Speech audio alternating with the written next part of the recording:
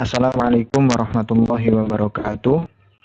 Pada video kali ini kita akan membahas mengenai salah satu instrumen ilmu falak yang sangat populer sekali di kalangan mahasiswa ilmu falak, yaitu istiwa Aini. Istiwa Aini ini dikonsep oleh salah satu sesepuh ilmu falak di Indonesia, yaitu Bapak Kiai Haji Slamet Hambali. Secara fisik memang mirip dengan Izwalah yang telah kita bahas pada video yang lalu, namun ada perbedaan mendasar, yaitu adanya dua genomon pada istiwa Aini ini.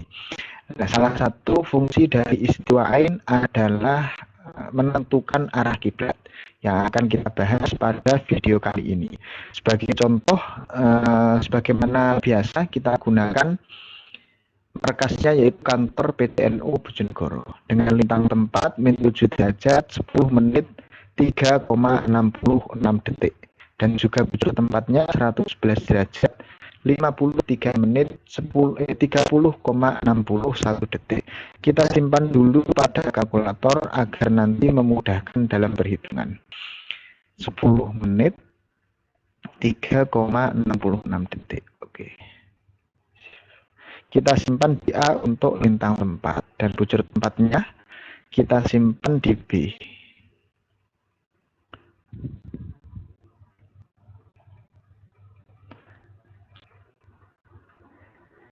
Oke, ini lintang tempat dan bujur tempat. Selanjutnya untuk bujur daerah kita gunakan bujur waktu Indonesia Barat, yaitu 105 derajat.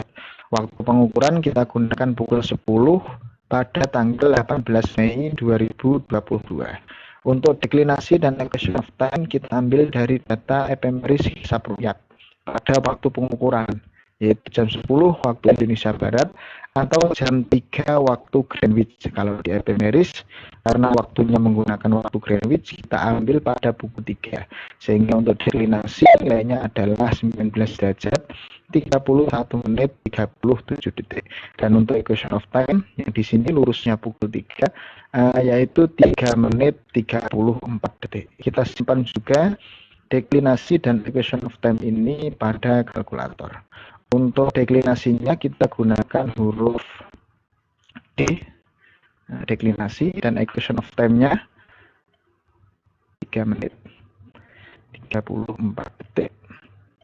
Kita gunakan E. Oke. Jadi lintang tempatnya di A, bujur tempatnya di B, kemudian deklinasinya di D, equation of time-nya di E.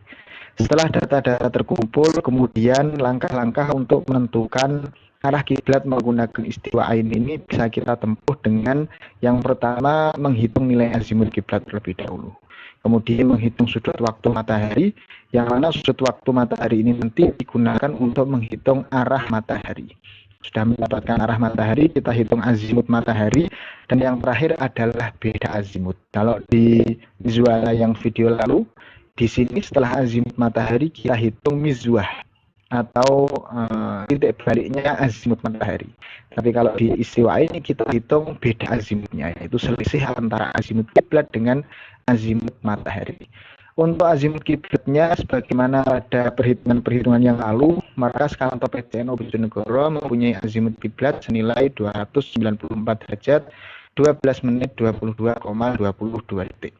Selanjutnya kita hitung sudut waktunya menggunakan rumus ini. Dalam kurung dulu, WD ini adalah waktu pengukuran 10 tadi, ditambah dengan equation of time, alpha E, kemudian dikurangi dengan kurung bujur daerahnya 105, dikurangi bujur tempatnya, alpha B, kemudian dibagi 15, dikurangi 12, tutup kurung dikali 15. Oke.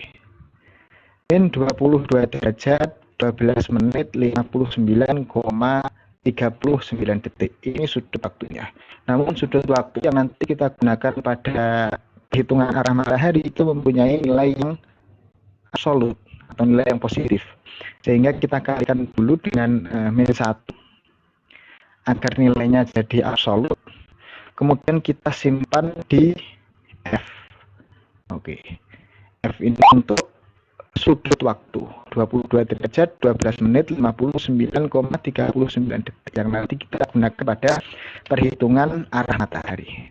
Untuk arah matahari sendiri bisa kita hitung dengan rumus ini, yaitu shift tan. Kita kasih dalam kurung lagi tan deklinasi alfa D. Terus dikasih tutup kurung karena di sini ada dalam kurungnya, buka kurungnya. Dikali cos alfa A dibagi sin sudut waktunya di F tadi dikurangi sin tentang tempatnya alfa A, kemudian dibagi tan alfa F. Oke. Tutup kurung 2 kali karena tadi ada buka kurungnya. Kita kasih X-1 kan rumusnya adalah kotan, kemudian kita tutup kurung lagi sama dengan 38 derajat 58 menit 19,95 detik. Oke. Untuk azimut mataharinya kita bisa hitung menggunakan kaidah waktu pengukuran dan juga deklinasi. Waktu pengukuran yang kita gunakan tadi pukul 10, artinya pada pagi hari, dan deklinasinya adalah dari nilai positif, sehingga azimut mataharinya nilainya sama dengan arah mataharinya, sehingga tidak perlu kita hitung, tinggal kita samakan azimut matahari sama dengan 38 derajat 58 menit 19,95 detik.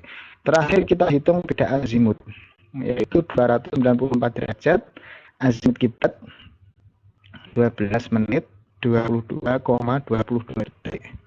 Dikurangi dengan azimut mataharinya 58 menit 19,95 detik sama dengan 255 derajat 14 menit 2,27 detik. Nilai beda azimut inilah yang nanti kita gunakan untuk menentukan arah kiblatnya. Caranya kita tunggu dulu sampai waktu pengukuran, yaitu pukul 10. Setelah pukul 10 kira-kira bayangannya seperti ini. Nanti kita luruskan bayangan dari genomon yang ada di samping ini sehingga lurus dengan bayangan dari genomon yang ada di tengah. Atau gampangnya kita arahkan bayangan ini ke garis merah atau senilai dengan 180. Biasanya di istilah ini yang beredar itu sudah ada garis merahnya. Ini kita putar sehingga bayangannya lurus pada 180. Ketika posisinya sudah demikian, maka kita lihat pada nilai beda azimutnya.